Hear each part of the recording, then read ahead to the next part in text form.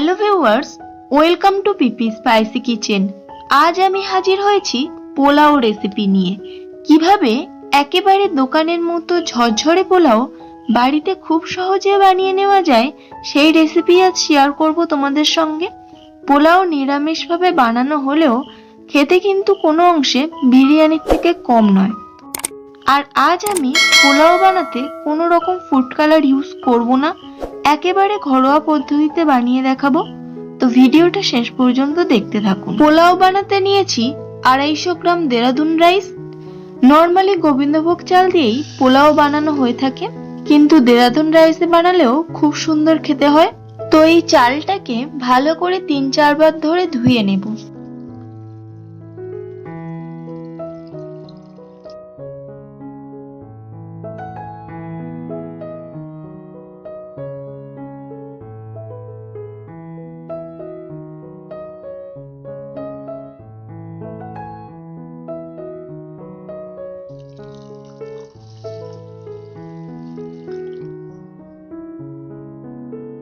তো চালটাকে ভালো করে ধুয়ে নেওয়ার পর এই ভিজে চালটা একটা থালার মধ্যে খেলিয়ে দিয়ে একটু শুকিয়ে নেব।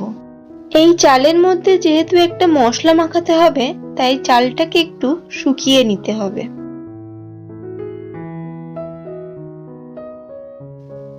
এরপর একটা বাটিতে নেব 2 চামচ পরিমাণে ঘি। এই ঘিটাকে আগুনে একটু গলিয়ে নেব।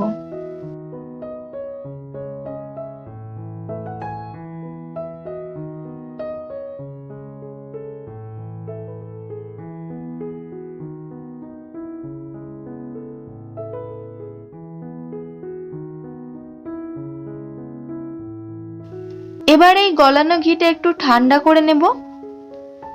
ঘিটা ঠান্ডা হয়ে যাওয়ার পর এই ঘিয়ের মধ্যে দেব 1 চামচ হলুদ। যেটা বলছিলাম ফুড কালার ইউজ করব না, সেই কারণেই এই কালারটা করতে লাগবে পোলাওতে হলুদ রং আনার জন্য। এরপর এই ঘি আর হলুদের মিশ্রণটা ভিজিয়ে রাখা চালের উপরে দিয়ে ভালো করে মাখিয়ে নেব।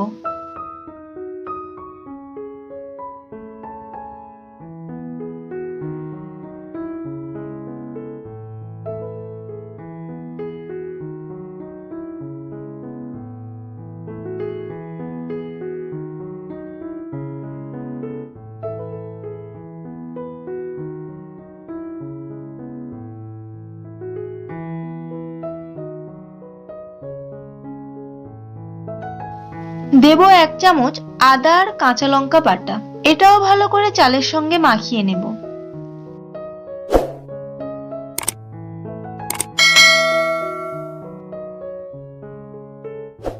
আবারও চালটাকে ভালো করে খেলিয়ে দিয়ে এরকম ভাবেই ছেড়ে দেব।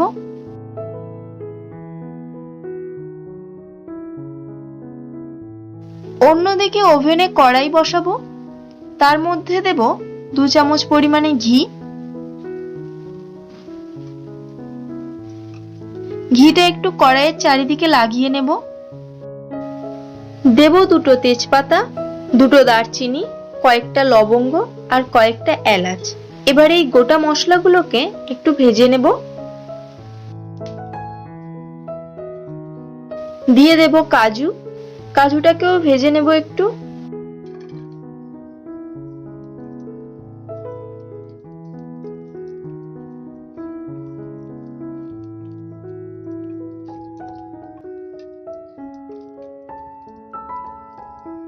একই রকম ভাবে দিয়ে দেব কিছু কিশমিশ। কিশমিশটাকেও ভেজে নেব।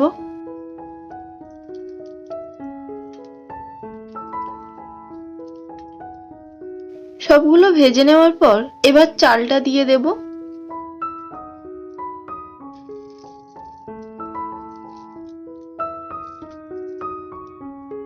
চালটাও 2 মিনিটের মতো ভেজে নেব।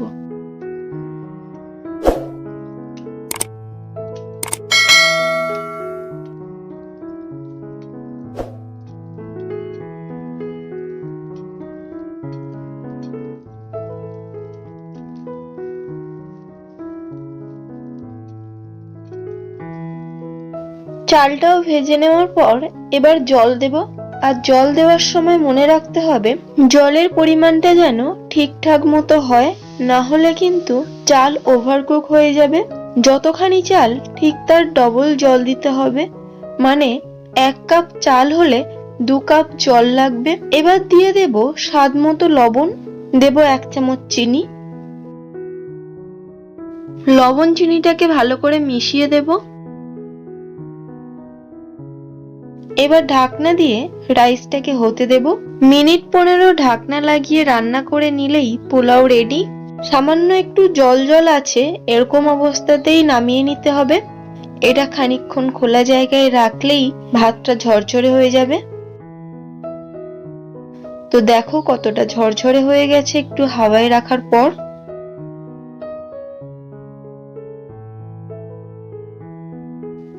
এবার সার্ভ করার পালা। তো তোমরাও বাড়িতে একই রকম ভাবে ট্রাই করতে পারো। এরকম ভাবে ট্রাই করলে ভাত একেবারেই ঝরঝরে হবে আর খেতেও হবে দুর্দান্ত।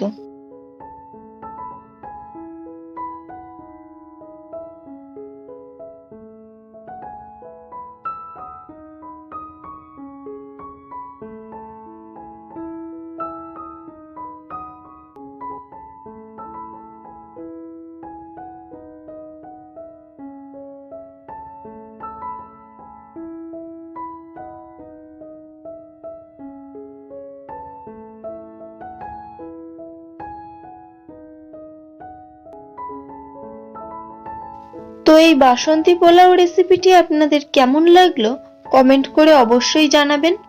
ভালো লাগলে একটা লাইক, আর আমার চ্যানেলে যারা নতুন তাদের কাছে অনুরোধ চ্যানেলটিকে সাবস্ক্রাইব করার।